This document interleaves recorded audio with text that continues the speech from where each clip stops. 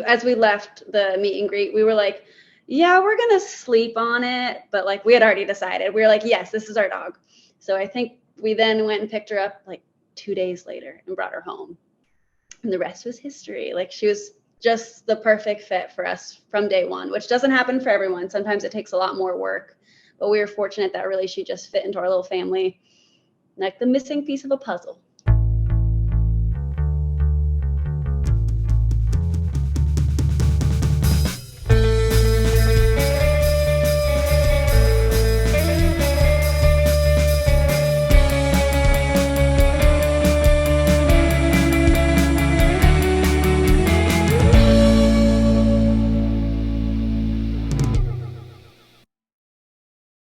Hi, welcome back to Telltail Dog, the podcast. I'm your host, certified dog trainer Elizabeth Silverstein, and I have with me today Kaylin, who is the dog mom behind Luna the Trick Dog on Instagram.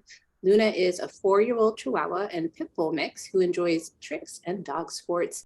You can follow their Insta for trick tutorials and enrichment ideas. Kaylin is a certified trick dog instructor, do more with your dog evaluator, and middle school teacher. Hi, Kaylin, how are you? I'm doing well. How are you? Good. I've got a lot of mayhem going on in my life today. Don't we all, though? Right. Life is just, yeah. I don't know. I don't know if life is ever going to be like normal again, it seems like. Absolutely not. So I can't remember how I found you. I'm not sure if another account I follow posted you or not, but you kind of popped up and I was just really struck by the clean mechanics you have when you're working with Luna. And just how much fun it seems like you guys are having. And then you share some things about, you know, your influencer journey and all that. So there's just a lot that I thought would be fun to chat about. Yeah, I'm excited to chat about all the different things. Yes. So how did you, I mean, I don't know. What's happening. Like a paw sticking out. This is how she demands attention. So how did you discover dog training? Was that something that you encountered when you brought Luna home? Were you doing training before you brought Luna home? How was that process for you? Yeah. So, I mean, as a kid, I think dog training was always something I was interested in.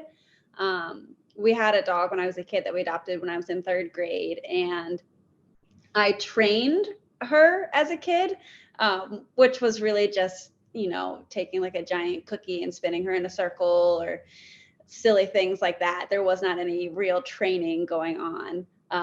But I just was always a huge dog person. That was something I always enjoyed.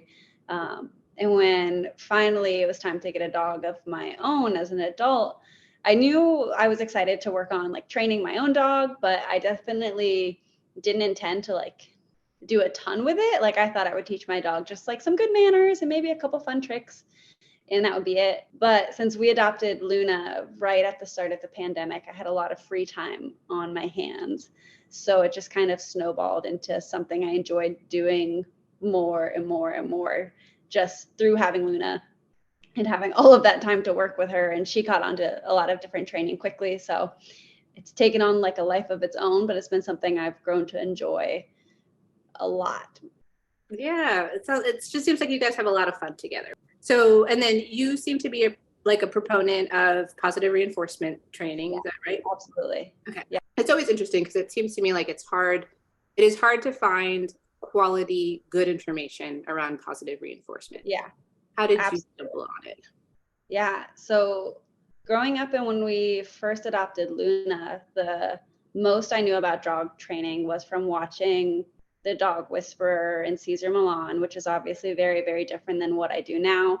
That was just what was in the media. So that was what I knew. And that's when we first adopted Luna, that was the approach I first took with her, was a lot of the dominance theory. But I very quickly saw with her, she's a very sensitive dog. And I quickly saw that that was not working. She would shut down really quickly. We didn't make any kind of progress. So I started looking into some different methods because I was like, this doesn't feel right. This isn't working. And I started, you know, just searching things on YouTube, like how to teach your dog to this. And I stumbled across Zach George, who is a big positive reinforcement, internet famous dog trainer. And so that was kind of like my gateway into learning about positive reinforcement. And as I started trying that with Luna, I started to see we were actually making progress, and she was a lot more confident and comfortable and started to actually get more confident rather than going the opposite direction. And then even just through following different trainers on Instagram, as I started looking at the hashtag positive reinforcement and trying to learn more, that was where I got introduced to a lot of good resources and have since been able to read different books and look into some more credible information beyond just random things you see on the internet, because you never really know how credible that kind of information is. And yeah, so I mean, that's where we're at now, totally training with positive reinforcement. And that has been extremely different than what my life with her looked like when I first adopted her. It's always so cool to see how much trust, and I've had clients talk to me about this too, where they're like, our relationship is so good because we're using it's like my dog trusts me, our relationship has changed in this way. So it's really cool, because I think the way I define training is just communication. We're communicating. That's it. So how do we do that, and does it make sense to the dog? Because dogs want to opt in, they want to communicate with us. Yeah, definitely. Through jumping into positive reinforcement, I feel like I was finally able to tell Luna like what I did want her to do, so she understood, rather than just focusing on what I didn't want her to do, which just wasn't clear. And she has an opportunity to communicate back with me too, instead of it just being one way and just being a disciplinarian, telling your dog what to do all of the time. Actually giving her a voice and being more patient with her has made all the difference too. Yes. And something I've been thinking a lot about with patience is that we still have to practice it, because I think Darby Pittman of My Animal Plans has been talking about having big feelings and how she processes her big feelings. And I think we all have to do that, especially if we have any sort of past where maybe our parents weren't as patient with us. If we received more discipline than communication ourselves as kids, that can really impact our relationships with our dogs too. And so it is. Big feelings need a lot of practice to work through, a lot of patience. Yes, absolutely. I'm sure you experienced that as a middle school teacher too. You're probably really good at being patient. Oh yeah, I'm working on it. My kids, they demand a lot of patience. They test my patience every single day, and sometimes I do better with it than other days. Today's our first day of spring break, so everyone gets a much needed rest, and hopefully we can come back into it ready to be a little bit more patient. Yes. Practicing that communication. Yes. You've shared a little bit of how you got Luna recently, but I'd love to have you share that story of how you found her and why you picked her. Yeah, absolutely. So I started looking for a dog when my husband and I were still living in an apartment. And our kind of rule for ourselves was that we wanted to wait until we were in a house to get a dog. Not that you can't make it work in an apartment, because you absolutely can. But just for us, we were kind of like, we'll feel like we're a little more stable then, not having so much change going on. So I was just looking like on Pet Finder at adoptable dogs. We knew we wanted to adopt because that's just something I've had a heart for since I was a kid. So once we were kind of like in contract on a house, I started looking at dogs, had applied through this one rescue, and I was, looking at different profiles of dogs, and I actually saw Luna's profile.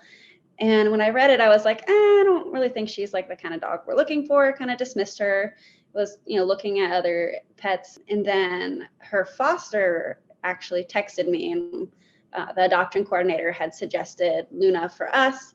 So the foster texted me, and I was like, okay, sure, why not? Like, chat with her a little bit, learn about this dog. And the more we talked, the more I realized like, oh, I think like this actually is the kind of dog that we're looking for. So we moved into our house, and then we went to meet her, I think not after a week after we'd moved in. Went, met her, and just fell in love with her instantly. She was a little bit more timid then, but she had just been pulled from a shelter in a more like rural area of Kentucky. Her previous owners had just like dropped her off at a vet's office and never came back for her. So she had gone through that, and then being at a shelter, and then being transported to Columbus, Ohio, and then in a new foster home. So like a ton right after another. So she was a little bit more timid, but was just so like loving and sweet. We watched her like playing with the other dog in the foster home, and they had so much fun together. So we as we left the meet and greet, we were like, yeah, we're gonna sleep on it, but like we had already decided. We were like, yes, this is our dog. So I think we then went and picked her up like 2 days later and brought her home. and the rest was history. Like she was just the perfect fit for us from day one, which doesn't happen for everyone. Sometimes it takes a lot more work, but we were fortunate that really she just fit into our little family like the missing piece of a puzzle. Yeah, and for someone to see that possibility before you guys realized it is really interesting to me, because that I'm not sure I hear that often, where someone's like, no, this family needs this dog, you know. So that was interesting. So what were you looking for that you felt that Luna didn't quite fit? So initially I thought I wanted a bigger dog was one thing. I grew up with like a coon hound mix. So I was looking for like a similar sized dog. Thought I might want another hound, not really for any particular reason besides that I'd had one before. So that was a big factor. And I think it was just something about when I was reading her profile, I was like, I don't know, she seems like maybe she's a little too like shy for us. She's got some quirks. But I realized like through talking to the foster, it was like, oh my gosh, all of her quirks are like amazing and perfect. And I realized I was like, I think we could do a small dog. And now that I've had a small dog, I don't think I'll ever go back. I'm a small dog person through and through. Like they're the best. I still love big dogs. I have friends who have them and I love going to their houses and getting my big dog lovin's in. But for me, I'm like small dogs are where it's at. They are truly the best. I have two smalls and a big, and my big, I love her, but there's something about my littles, especially when you're able to connect and do cool things with them. It's like my big one is a rescue, a Belgian Malinois rescue, and I was like, we're gonna do all these cool things together, and she has no interest in any of it. So I'm like, okay, we will find other things to do together. You know, if you don't want to do bite sports, we'll do something else. That's fine. We'll find something else to do. Yes. So it is really cool to see how their personalities come out. And so you brought her home, and then you knew from the beginning that you were going to do training with her, and so you found all these cool things to do. Where was the switch where you're like, this is really fun, we're kind of learning these basics, to I want to get some certifications in trick training? So after we brought Luna home, I started teaching her just like basic tricks like sit and down and all of that off the bat. And she again was a little bit more like, I don't know if even timid is the right word, just a little bit unsure when we first adopted her. She was still decompressing. So it took her a long time to learn sit and down and all of the, basic easy tricks, just because she didn't really know how to like participate in training yet. Like she just wasn't sure what was going on.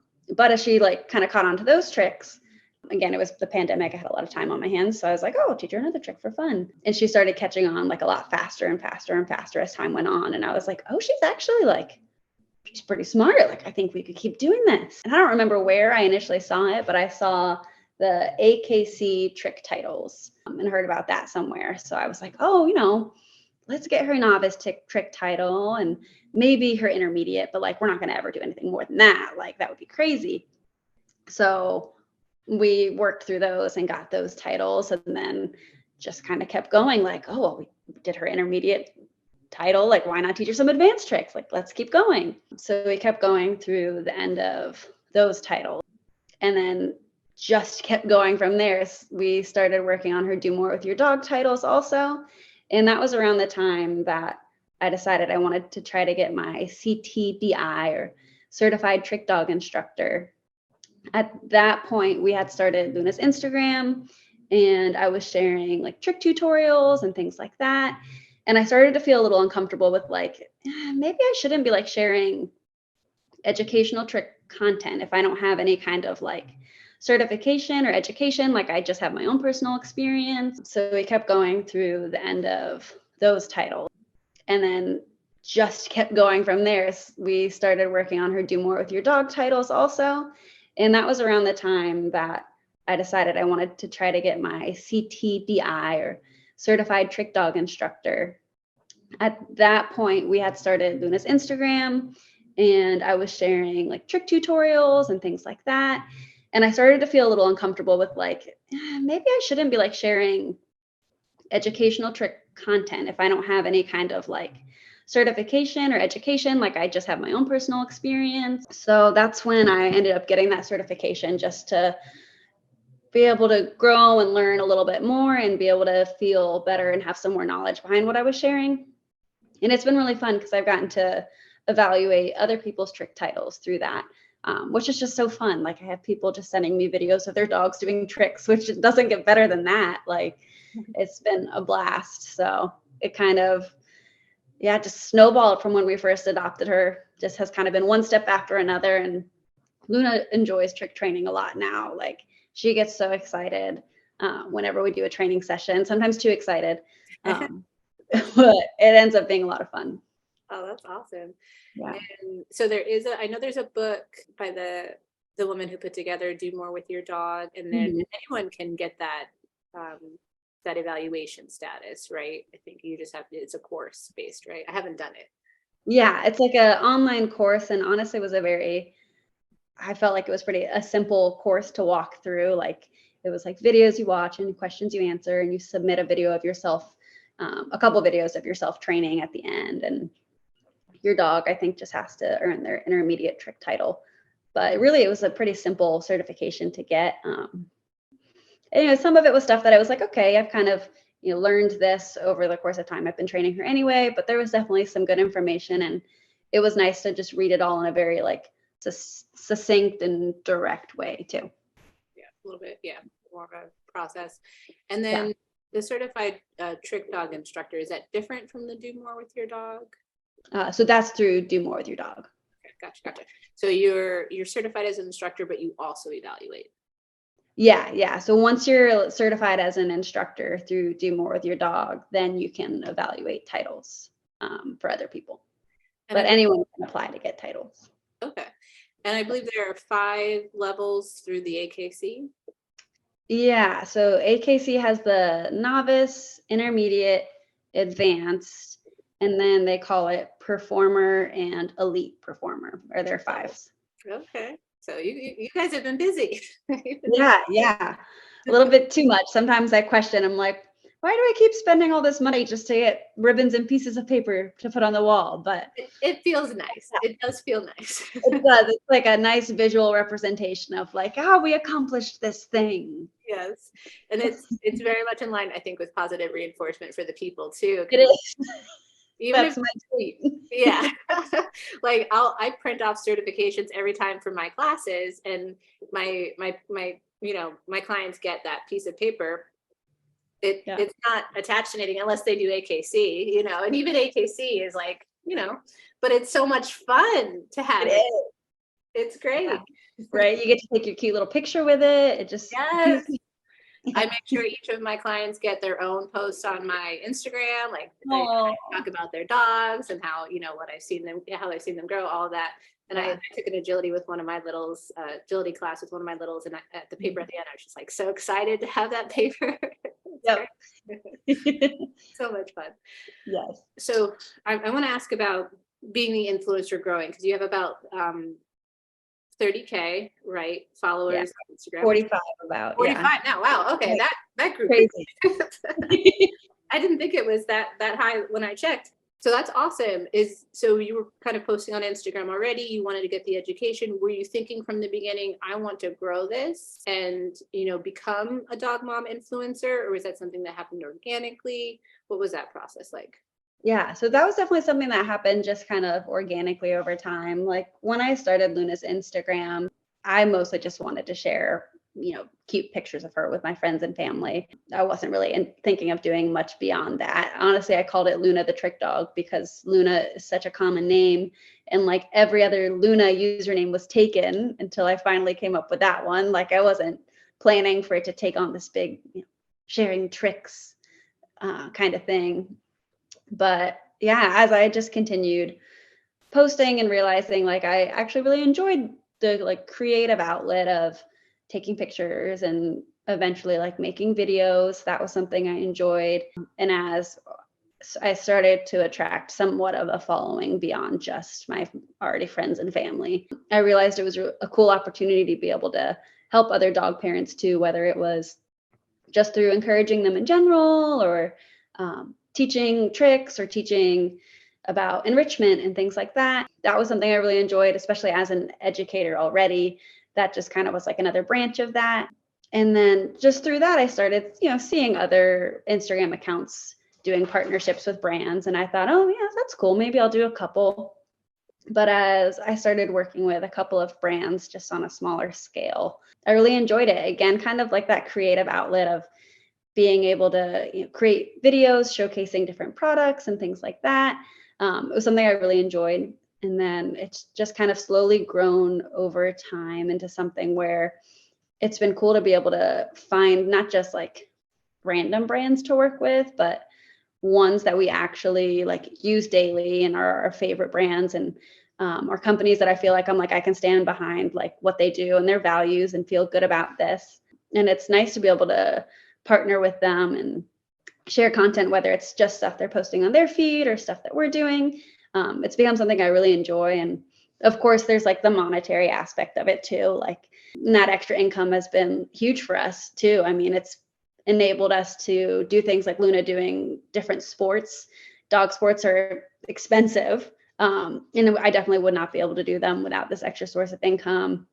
Or even things like recently, Luna had to do rehab therapy and pet insurance. We have pet insurance, but you never know what they're going to cover. So it was nice to be able to say, you know what, we have the extra savings to do this, even if insurance doesn't cover it. Like, we've been able to build that up. So yeah, I mean, it's been a huge blessing and has been something I've really grown to enjoy doing. And Luna just popped up next to me here. She's too short to reach the camera though. What dog sports are you doing with Luna? Yeah. So we have been doing agility for about 2 years now. We've taken a hiatus for the past couple of months since she had an injury, but she's doing a lot better now, and we're hoping to get back into that before too long. We also do barn hunt, which is probably Luna's favorite. So that is looking for rats that are like closed in tubes and straw, and she just thinks that's the best thing ever. And we've also done some fast cat, which is fun. It's a 100-yard like lure coursing test, and she loves just sprinting as fast as she can. I mean, she again thinks that's the best thing ever. So that's what we're doing currently. I don't necessarily plan to add any other things to our plate anytime soon, but I've always thought it would be fun to try more things with her, just because trying something new is always fun. Yeah, and it's a great bonding experience too. You guys get to go do stuff together, which is Yeah, it's fun. Anytime we go to like a class or a competition, it feels like a little like mommy-daughter date. Sometimes we'll stop and get a pup cup on the way home. Like, yeah, and even just being there and working together, being a team is a lot of fun.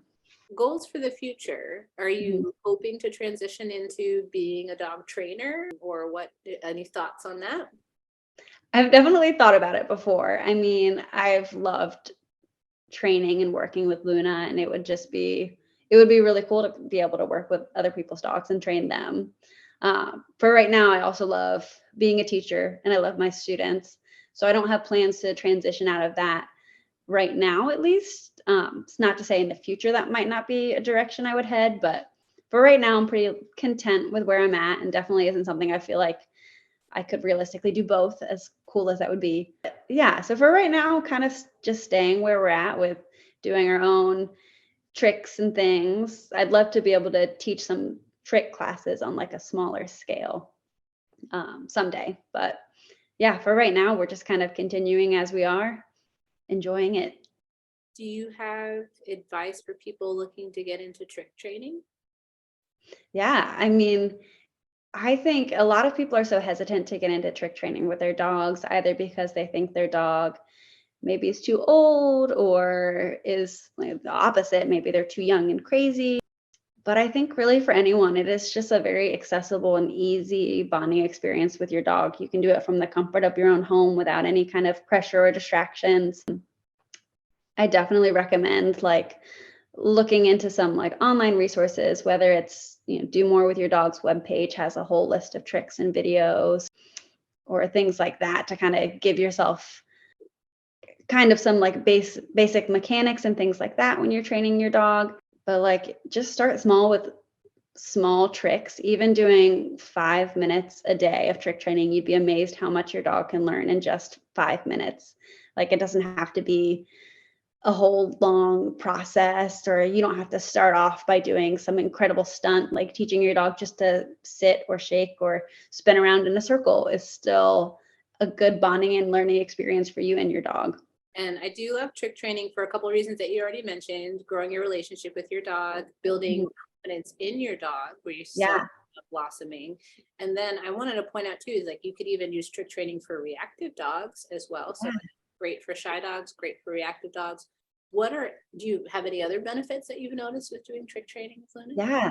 Oh, absolutely. And I love like what you mentioned for like shy or reactive dogs, because I think, even when you're out in public, if you're able to engage your dog in doing a trick in a situation where they might be nervous, even if it's something as simple as having them touch your hand or spin around in a circle or go between your legs, like it can be good to just engage them with you, or even sometimes practically, if you need to move your dog out of the way, teaching them to go into like a middle position between your legs or hop up on a rock on the side of a trail so another dog can pass. Like there are so many practical applications. When we were doing Luna's rehab program recently, some of the like exercises we had to do were essentially just tricks that we had taught her before. So rather than having to kind of go slow to be like, okay, we have to teach this behavior before we can do it in a way to actually benefit her physically, we were able to just jump into that. Things like pivoting around a disc or backing up are great like canine conditioning exercises. So all of that can be really helpful, but I think the confidence building is a huge one. Like as you give your dog a lot of success, it really does build their confidence. Like I've seen that in Luna for sure, like things that she never would have done before. She used to hate like jumping up on things at all, but through doing a lot of tricks that involved that, now she's a little too confident with jumping up on things. Sometimes she jumps up on her, yeah, she'll jump up on our deck railing. She's climbed trees before. So she's very confident to a fault sometimes, but she's very brave at exploring her surroundings. So it's been super beneficial for her. I love you brought up rehab. Another one I want to touch on is cooperative care. So like having a chin or a face cue is really helpful for things like brushing their teeth, Yes. stuff like that. Absolutely. Yeah. We've definitely used it in cooperative care a lot. Like we've spent a ton of time working on nail care with Luna, because when we first adopted Luna, again, back when I knew nothing about dog training and we needed to clip her nails, I thought, okay, let me grab her and hold her as tight as I can while my husband clips her nails. Obviously, that was traumatizing. So once I started to learn about positive reinforcement and cooperative care, it took us a long time to work our way back from that. But being able to use cues like having her give me her paws, having her know to like go to a mat and she'll lay down on her side when she's ready for us to Dremel her nails, like that has really helped. And even just putting things in the context of a trick where it's like, okay, I tap your nail with the Dremel and then I click and give you a treat. Like even that's not like a behavior she's doing, but still she's familiar with the context of training sessions. So it doesn't become this like high pressure, okay, it's time to do your nails. Like it almost feels like, okay, it's just another training session we're doing. Cool. I love that you brought up too, is that you were able to work your way back from a traumatizing incident, because sometimes we do things to the best of our ability and then we learn and we can adjust, but it's not all over if you make that mistake, right? We can always adjust and move forward and fix it. Exactly. Yeah. Well, I think that was all the questions I had. Was there any other things that you wanted to touch on? I don't think so. I think, the one other thing we haven't talked about that obviously we don't need to get deep into, but something that I think is so important beyond just like the trick training and things like that. I think one of the most important things I've learned through getting into positive reinforcement training and all of that has been the importance of enrichment for your dog too. I think those two things really go hand in hand. Like I definitely notice when I'm able to provide Luna lots of good, like a well-rounded enrichment plan with things like sniffy walks and different like foraging opportunities and things like that, she is like so much calmer and more content overall, but that carries over into our trick training too, because she's not this little bundle of energy who hasn't been like satisfied. Like it all just kind of works together to be so well-rounded that way. So as much as I love like training and all of that, like I always make sure Luna's needs as a whole come first, which, sometimes means we get to do a lot of trick training. Sometimes it means, you know what, today we're just going on a long decompression walk and then you're exhausted afterwards and we're snuggling on the couch. And even if I had a trick I wanted to do, like, you know what, that's okay because you need to rest. So I think looking at that big picture to make sure your dog is really having a happy, content life is super important. So there's a kind of a crazy storm happening outside right now. I don't know if you can hear it. Oh no. I did get a tornado watch, so there's something around, but Oh no. it's fine. We'll just pay attention. But yeah, that's happening right now. Arkansas, so like spring is tornado weather. It's just This is just an average Friday afternoon for you. Yeah, standard. It's like tulips and tornadoes. Arkansas spring. So, that's fine. But it's fine. It's fine. Yeah. It's unlikely. Famous last words. It's okay. All right. So I'm so glad you brought up enrichment. How did you first discover enrichment and realize that what impact it had on Luna? So again, honestly, so much of what I've learned about dogs and training has been through Instagram, which sounds silly, but it really is a great way to share information. So seeing other accounts and creators share about what kind of enrichment they did for their dog was how I started to discover a lot of it beyond just, stuffing a peanut butter with Kong. That was kind of the extent of what I knew initially. So yeah, so I started like getting different enrichment items for Luna, like as in like commercial, like puzzle toys and things like that, which she definitely enjoys and has been like a fun way for her to have her meals. And then I've had a lot of fun learning about other forms of like food enrichment, whether it's things like shredding cardboard. That was one we discovered Luna needed after she tore through a couple books and rolls of paper towels. Once we started giving her shreddy enrichment with like cardboard and paper with treats in it, that stopped because she had her outlet to tear things up, which we learned she needs an outlet for it or she's going to find one for herself in a way we don't like as much. But I've definitely learned that enrichment goes so much beyond just like the trendy videos and things you see. I read Canine Enrichment for the Real World, which is a great book that goes a lot deeper into enrichment on a like more holistic way, I guess I would say, like talking about all of the different kinds of enrichment a dog needs, from environmental to social enrichment. And I've definitely found that Luna, she's not an active dog, as in that she's going to run circles around you all day if she doesn't have something to do, but she's definitely more like mentally, like she needs to get her enrichment or else she'll just kind of like stand there and like stare at you. Yeah. It's her like MO. It's kind of creepy. You can just like almost read her little mind. Like she's like, I'm bored. I need something to do.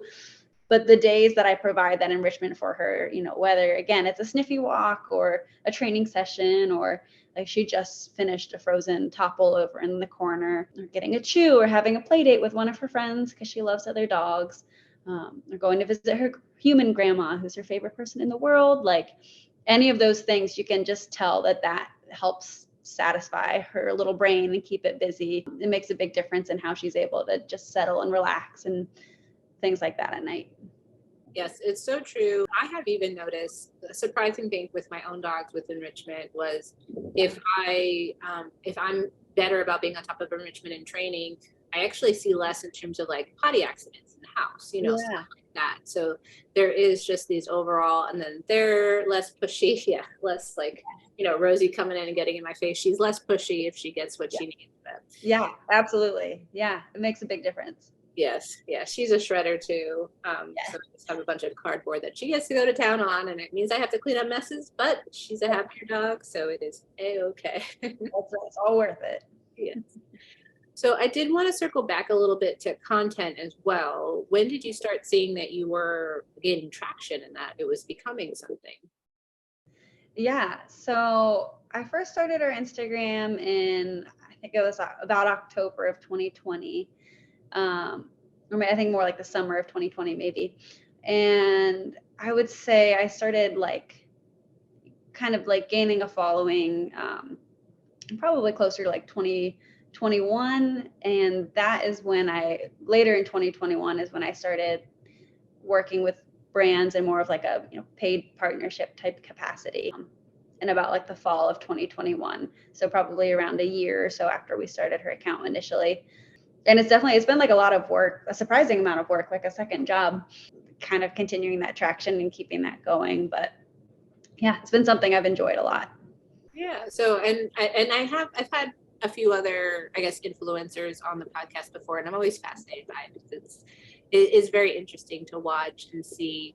So the tasks that you have to plan out your content, right? You have to shoot your content, you have to edit your content, post appropriately, engage, and then if you're brands and all that, you have to kind of keep track of that and everything. So it is a lot of work. How do you stay consistent, I guess? How do you keep the momentum going?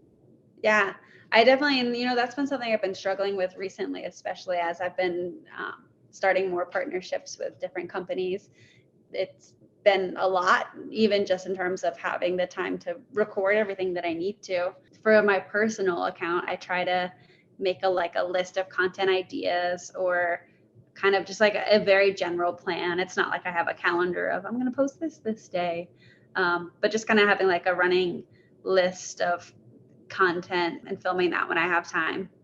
And I've tried to find ways to film content more organically too. Like if I'm putting together some kind of enrichment activity for Luna anyway, I'm like, okay, let me record a couple clips while I do this and we'll make it a video. Or we're doing a training session, I'm like, well, let me set up my camera in the corner, which is great anyway, just for being able to watch back your training, and then can make a video about that. I definitely have found myself needing to set boundaries in terms of, yes, I want to make time to like engage and things like that, but I don't want to doom scroll on Instagram for my entire evening. So like setting a timer or having times in the evening where I put my phone in a different room and just sit on the couch and read instead, has been healthy for me. And then in terms of like working with brands and things like that, I've definitely started to discover recently that I have to put a cap on how many partnerships I'm realistically able to do in a month, just so I don't run myself ragged, and to make sure that I'm able to devote the amount of time to them that I need to make it something that's high quality and I feel like represents what we're able to do well. So it's been a big balance to learn, to make sure it's not something that I feel like is taking over my life, because I want to have a life outside of teaching and Instagram, obviously. So You got like a husband. Yeah, it's been a learning.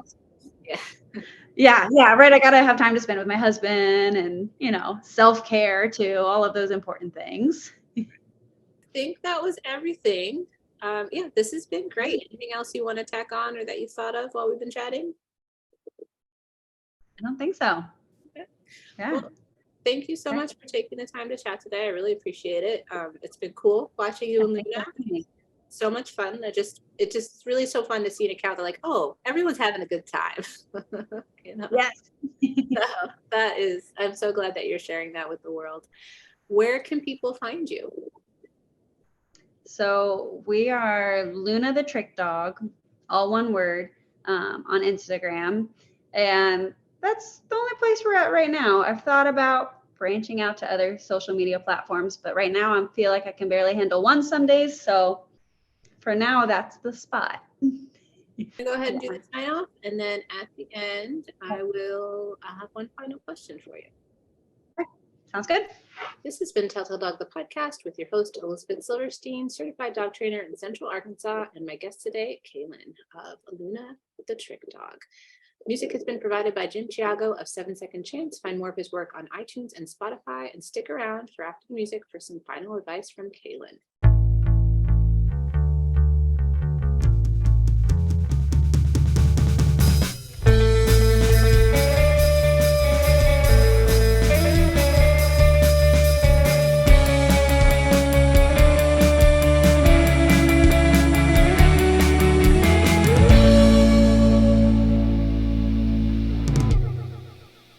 Kaylin, before we sign off completely, what advice do you have for someone that is interested in maybe showing off their life with their dog and what they enjoy doing with their dog on Instagram? Yeah, so if you're interested in getting into content creation, my biggest advice would be to pick a topic you love sharing about, whether it's your training or just life with your dog, and focus on sharing about that and the kind of things that make you happy and that you love creating about. It should never feel like a job or like something you don't actually enjoy creating. And I think it's so important to just be organic and authentic. It's obvious when somebody is just, trying to get famous or things like that on Instagram, but being just organic and authentic and sharing about your life with your dog in a way that you enjoy and that you think other people will enjoy too is the way to go.